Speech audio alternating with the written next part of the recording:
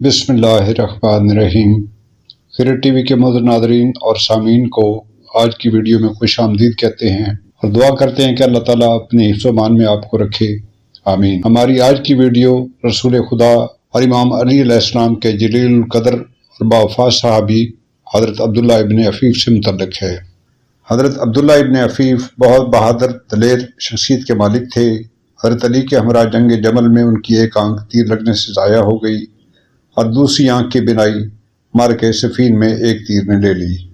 بعد وصال نبی صلی اللہ علیہ وآلہ وسلم سن 40 ہجری میں 19 رمضان المبارک کو معاویہ کے ایک کرائے کے قاتل عبد الرحمن ابن ملجم نے حضرت علی علیہ السلام پر مسجد کوفہ میں فجر کی نماز کے وقت 19 رمضان کو اس وقت وار کیا جب وہ حالت نماز میں تھے۔ عبد الرحمن ابن ملجم مرادی لعنت اللہ علیہ کافی عرصہ سے اس طاق میں تھا کہ شہادت علی علیہ السلام کو سر انجام دے سکے۔ اس ملعون کی تلوار زہر میں ڈوبی ہوئی تھی اور یہی حضرت علی علیہ السلام کی شہادت کا باعث بنی۔ 19 رمضان المبارک سن 40 ہجری سے لے کر 21 رمضان المبارک کی رات تک حضرت علی علیہ السلام کے اصحاب باوفا ان کی عادت اور بعض النصائح کے لیے تشریف لاتے، جن میں حضرت عبداللہ ابن عفیف بھی شامل ہوا کرتے تھے۔ ایک روز امام علی علیہ السلام سے کہنے لگے، یا علی، میری آنکھوں کی بینائی نہیں کہ میں آپ کے چہرے مبارک کی زیارت کر سکوں۔ اگر آپ دعا فرمائیں اور مجھے آنکھیں مل جائیں تو میں آپ کی زیارت کا شرف حاصل کر سکوں۔ مولا علی علیہ السلام نے فرمایا، اے عبداللہ، اگر تمہیں آنکھیں مل بھی جائیں اور تم مجھے دیکھ پاؤ تو کیا 61 ہجری کے محرم میں جو دیکھو گے برداشت کر پاؤ گے؟ عبداللہ ابن عفیف بہت زیادہ خوفزدہ ہوئے۔ اس کے بعد امام علیہ السلام نے بزم کو برخاست کرتے ہوئے فرمایا کہ آج تم علی کی آواز آخری مرتبہ سن رہے ہو اور اب علی کی آواز قیامت کے روز سن پاؤ گے۔ اصحاب مجلس گری و ماتم کرتے ہوئے اپنے مولا سے اجازت لے کر چلے۔ 21 رمضان کی شب شہادت منبر کوفہ پر سلونی قبل ان تفقدونی کہنے والی ذات، یعنی پوچھو مجھ سے قبل اس سے کہ میں تم میں سے اٹھا دیا جاؤں، اور وقت ضربت فزت برب الکعبہ، یعنی کعبہ کے رب کی قسم میں کامیاب ہوا کہنے والی آواز خاموش ہو گئی، اور خاندان بنو ہاشم اور باوفا اصحاب اور انصار چاہنے والوں کو سوگوار کر گئی۔ دن ماہ و سال گزر گئے۔ سن 60 ہجری شام میں معاویہ کی موت، اس کے بعد اس کا ناخلف شباب و کباب کا رسیہ بیٹا یزید تخت پر بیٹھا۔ اس نے مدینہ، مکہ اور تمام اپنے گورنروں سے یہ کہہ دیا کہ حسین ابن علی سے میری بیعت لی جائے یا ان کا سر قلم کر کے میرے حضور پیش کیا جائے، کیونکہ یہ وہ دور تھا جس میں بد دیانتی، بد عمالی اور اسلام سے بہت دوری ہو چکی تھی۔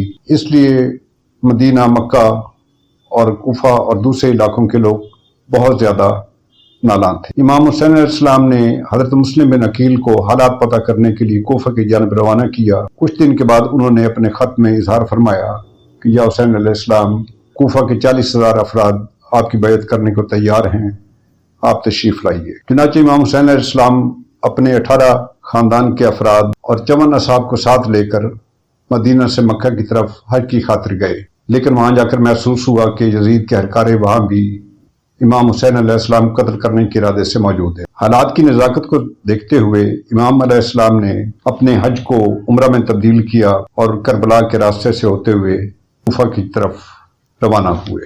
قصہ مختصر، 2 محرم کو جب یہ قافلہ کربلا کے میدان میں پہنچا تو اس وقت اس قافلے کو روک لیا گیا اور 10 محرم کو تمام اصحاب باوفا اور خاندان بنو ہاشم کے افراد کو تہتے کر دیا گیا۔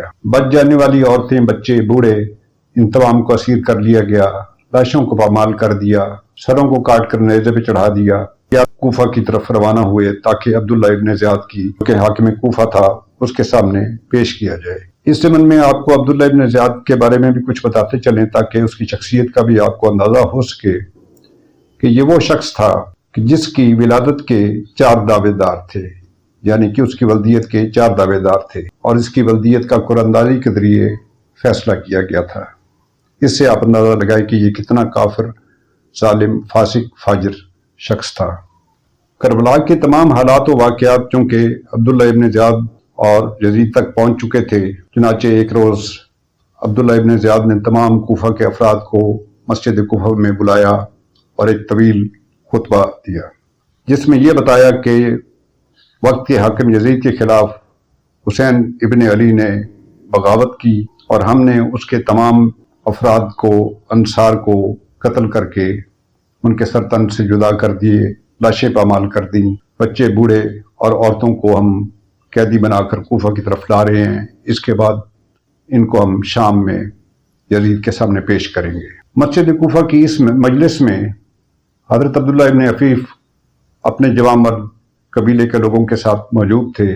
جب ان کے کانوں میں یہ آواز پہنچی تو ایک دم غصے کی حالت میں اٹھ کے کھڑے ہو گئے اور کہنے لگے، اے بد کردار، تو حسین کو باغی کہتا ہے جو نواسہ رسول ہے؟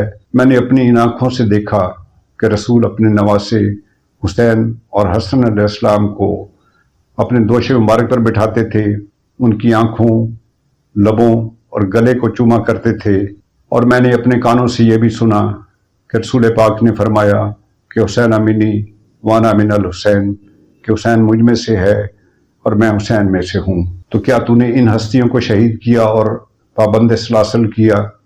اس بات کو سنتے ہی عبداللہ ابن زیاد کو غصہ آیا۔ اس نے اپنے سپاہیوں کو اشارہ کیا کہ عبداللہ ابن عفیف کا سر تن سے جدا کر دیا جائے اور لاش کو پامال کر دو۔ یہ سنتے ہی عبداللہ ابن عفیف نے تلوار میان سے نکالی، تمام قبیلے کے جوان مرد کھڑے ہو گئے، دونوں طرف سے تلواریں نکل آئیں۔ عبداللہ ابن عفیف کے نوجوانوں نے اپنے سردار کو بحفاظت مسجد کوفہ سے نکالا۔